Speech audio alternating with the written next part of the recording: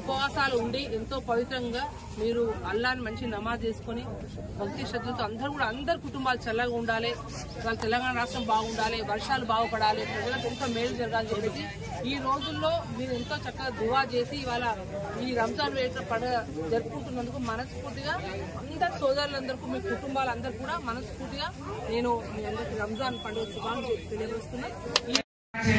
Media సోదరులందరికీ పేరు పేరున నమస్కారం. మీ ఆవేదన మేము అర్థం చేసుకోగలం. హృదయపూర్వకంగా రంజాన్ శుభాకాంక్షలు. ఆ అల్లా అందరికీ మంచి చేయాలి, ఈ ప్రాంతం ప్రజలు సుభిక్షంగా ఉండాలి, సంతోషంగా ఉండాలి, మంచి వర్షాలు పడాలి, పంటలు పండాలి. ఆ విధంగా అల్లా అందరినీ దీవించాలని తెలంగాణలో కేసీఆర్ గారు ఎప్పుడు చెప్తా ఉంటారు. అందరికీ మిగతా సోదరులందరికీ కూడా శుభాకాంక్షలు తెలియజేస్తూ ఈ కార్యక్రమ సభాధ్యక్షులు ప్రతి ఒక్కరు కూడా ఒక టీమ్ అయింది.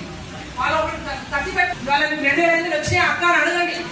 ఇటువంటి అన్ని కూడా రైతు వెంకటరమణ అంటే మన దగ్గర ఎంతో గొప్పవారండి కేసీఆర్ గారు. అటవీ హక్కుల పట్టా పాస్బుక్లు ఎవరు ఇచ్చారు?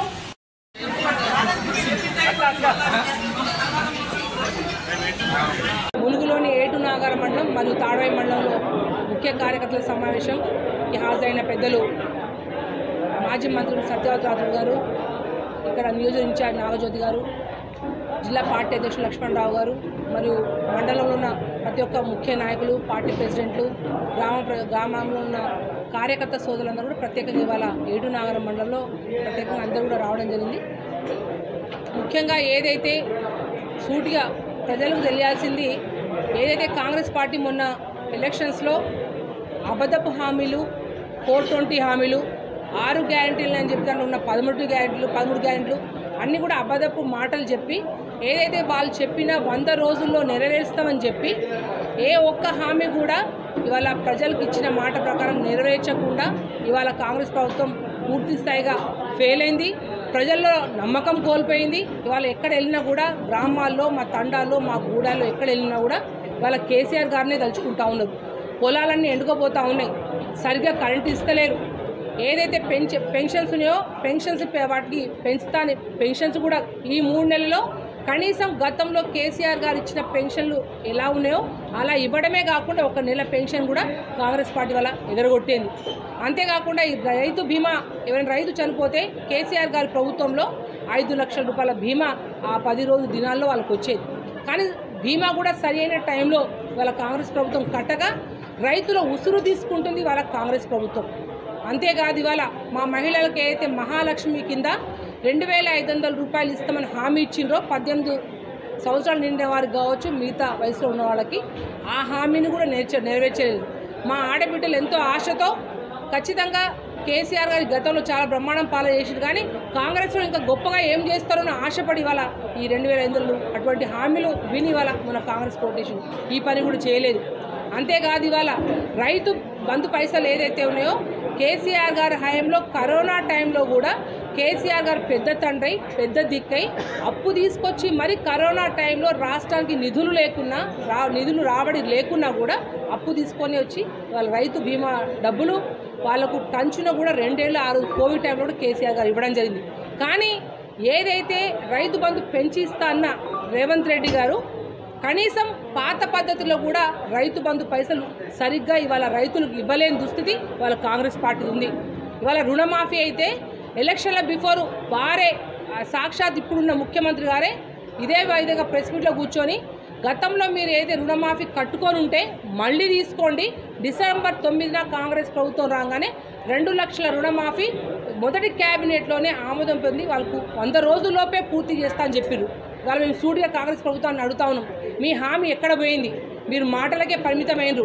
మార్పు అని ప్రజలందరూ కూడా మొన్న మీకు ప్రభుత్వం వచ్చే విధంగా వాళ్ళ ప్రజలందరూ ఓటేసిండ్రు. కానీ వాళ్ళ కాంగ్రెస్ ప్రభుత్వం ఏ ఒక్క పని చేయకుండా ప్రజలని మభ్యపెట్టి మొన్న ప్రభుత్వం వచ్చింది. కానీ ఈసారి పార్లమెంట్ ఎలక్షన్లో ప్రజలందరూ కూడా ఆల్రెడీ నిర్ణయించుకున్నారు, కేసీఆర్ గారిని పోగొట్టుకొని తప్పు పొరపాటు చేశాము, ఖచ్చితంగా ఈసారి పార్లమెంట్ ఎలక్షన్లో కేసీఆర్ వెన్నంటే ఉంటాము, బీఆర్ఎస్ అభ్యర్థులైన మాకు ఖచ్చితంగా ఓటేసి గెలిపిస్తామని ఆల్రెడీ ప్రజలందరూ నిర్ణయించుకున్నారు.